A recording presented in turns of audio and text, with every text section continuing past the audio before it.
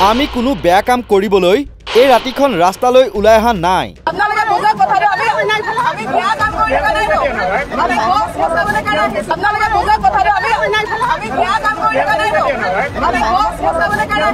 আৰক্ষীৰ ল'ৰা ছোৱালীয়েও অক্সিজেন ল'বলৈ এসময়ত হাহাকাৰ কৰিব, হাবাথুৰি খাব। আপোনালোকৰ ল'ৰা ছোৱালীৰ ভৱিষ্যতৰ কথা চিন্তা কৰি আমিবোৰ ওলাই আহিছো।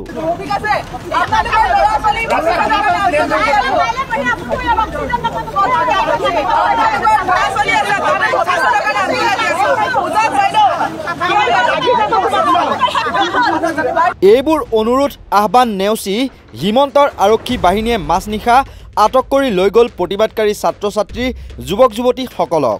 পাণবজাৰ আৰক্ষীয়ে আটক কৰি লৈ যায় প্ৰায় 10 গৰাকী প্ৰতিবাদকাৰী। লগতে বাতৰি সংগ্ৰহৰ বাবে যোৱা দ্য ক্ৰছ কাৰেণ্টৰ সাংবাদিক নিপম চুতীয়াকো অতি বৰ্বৰতাৰে ঠেলি হেঁচি আটক কৰি লৈ যায় আৰক্ষীয়ে। হিমন্ত বিশ্বই বুজাই দিয়ক এইটো কেনেকুৱা গছৰ স্থানান্তৰকৰণ। গুৰিটো ৰাখি গছজোপা কাটি লঠঙা কৰি পেলালে। শিপা নোহোৱা গছক কিদৰে ট্ৰেন্সলোকেশ্যন কৰিব?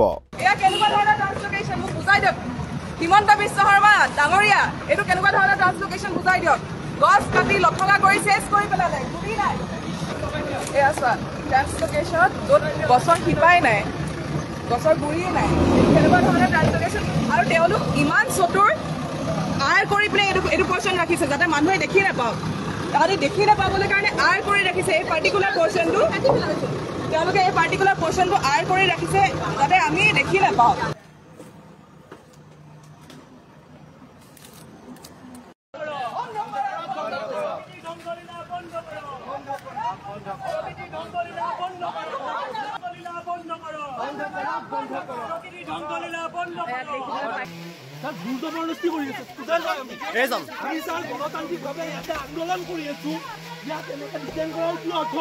হিমন্ত বিশ্বই ৰাইজৰ কথা নুবুজে, নুশুনে, নামানে। তেওঁ নিজৰ কথাকে ৰাইজে সূৰ্যৰ দৰে সত্য বুলি মানিব নেকি? উচ্চ ন্যায়ালয়ৰ নিৰ্দেশক বৃদ্ধাংগুষ্ঠ দেখুৱাই শুকুৰবাৰে মাজনিশা অন্ধকাৰত চোৰৰ দৰে দীঘলী পুখুৰী আৰু আমবাৰীৰ সমীপত থকা কেইবাজোপাও গছ কাটি পেলালে প্ৰশাসনে। এই চৰকাৰখন অত্যন্ত অগণতান্ত্ৰিক, মানুহৰ বাক স্বাধীনতা হৰণ কৰিছে, প্ৰতিবাদৰ ভাষা বন্ধ কৰি দিব খুজিছে, প্ৰতিবাদ কৰিবলৈ দিব নোখোজে। চৰকাৰে কিবা এটা ঘোষণা কৰিছে যে গুৱাহাটীত কোনো ৰকমৰ ৰেলীও হ'ব নোৱাৰিব, প্ৰতিবাদো হ'ব নোৱাৰিব। মানে গুৱাহাটীত যেন পুলিচ ৰাজ চলিছে, গুৱাহাটীত এক ফেচিষ্ট প্ৰশাসন চলিছে। এইটো কেৱল গুৱাহাটী নহয়, সমগ্ৰ অসমতে মানুহৰ মুখ বন্ধ কৰি দিব খোজা হৈছে অত্যন্ত অগণতান্ত্ৰিকভাৱে। কিন্তু মূল কথালৈ আহোঁ যে দীঘলী পুখুৰীৰ পাৰৰ গছবোৰ নাকাটো বুলি চৰকাৰে দুবাৰকৈ শপতনামা দিলে। এজোপা গছো নাকাটো। আৰু নাকাটো বুলি কৈ কি কৰিছে যে গছবোৰ কাটি কুটি তাৰ তলৰ গুৰিৰ কেইডালমান শিপা একোটাহত মোনাত ভৰাই থৈ দিছে, সেইবোৰ বোলে স্থানান্তৰ কৰিব। গছ এনেদৰে স্থানান্তৰ কৰিবৰ কাৰণে চৰকাৰে যিটো কোম্পানীক কামটো দিছে বুলি কৈছে, সেই কোম্পানীটোৰ অভিজ্ঞতানো কিমান?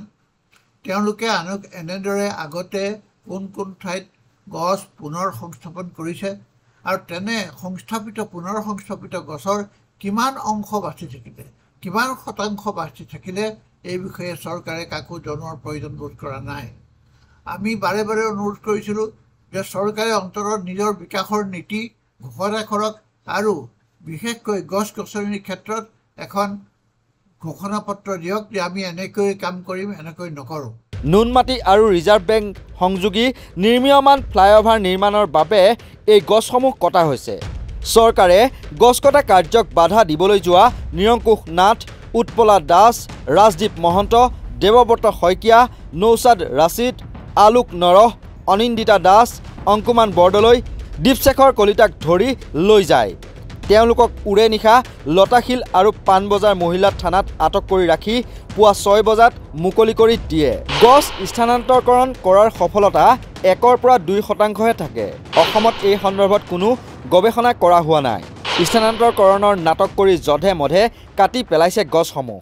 Ministry of environment, forest and climate change অৰ্থাৎ এনভাইৰনমেণ্ট মন্ত্ৰালয়ৰ যিটো ৰিপৰ্ট, সেই ৰিপৰ্টটোত দেখা গৈছে যে যেটো সাকসেস ৰেট স্থানান্তৰকৰণ কৰাৰ ফলত 1 পৰা 2% সফলতাহে থাকে সেইটো এক নম্বৰ কথা দ্বিতীয় কথা এনেকুৱা ধৰণৰ কাম এটা কৰাৰ ক্ষেত্ৰত অসমত যি ধৰণৰ ৰিসাৰ্চ কৰিব লাগিছিল সেই ৰিসাৰ্চ আজিলৈকে কৰা হোৱা নাই অসমৰ তথ্য সেই মিনিষ্ট্ৰি ৰিপৰ্টত নাই সেইকাৰণে সেই তথ্যবিলাক কৰিব লাগিছিল কিন্তু ৰাইজৰ কোনো ধৰণৰ কথা নুশুনাকে আমাৰ যেটা আমি প্ৰতিবাদ কৰিছো আমাৰ প্ৰতিবাদৰ ওপৰত সেই ধৰণে আক্ৰমণ চলোৱা হৈছে আৰু তাৰ পিছত আমাক আনি থানাত ৰাখিছে গোটেই ৰাতিটো আমাক আবদ্ধ কৰি ৰাখিছে আৰু এতিয়া পুৱা আমাৰ 6টা বজাত আমাক মুকলি কৰি দিয়া হৈছে তো আমি হিমন্ত বিশ্ব শৰ্মাৰ এই অগণতান্ত্ৰিক স্বৈৰতান্ত্ৰিক যেটো তেওঁৰ ব্যৱস্থা তাৰ আমি বিৰোধিতা কৰিছো আৰু আমি আহ্বান জনাম এতিয়াও বহু গছ আছে যিবিলাক স্থানান্তৰকৰণ কৰা বা কাটি দিয়াৰ কাৰণে তেওঁলোকে হেৰি কৰিছে এতিয়া আপোনালোকে ভিডিঅ'বিলাক চালি দেখা পাব তাত আচলতে বিভিন্ন গছ তেওঁলোকে স্থানান্তৰকৰণ কৰিম বুলি কৈছে কিন্তু আচলতে কাটি দিছে সেইকাৰণে আমি সকলোকে আহ্বান জনাম এতিয়াও বহুত গছ আছে সেই গছবোৰ আমি ৰক্ষা কৰিব লাগিব নহলে আগন্তুক সময়ত কিন্তু কোনেও এই যে আমাৰ ভৱিষ্যত প্ৰজন্মই আমাৰ ওপৰতে কিন্তু প্ৰশ্ন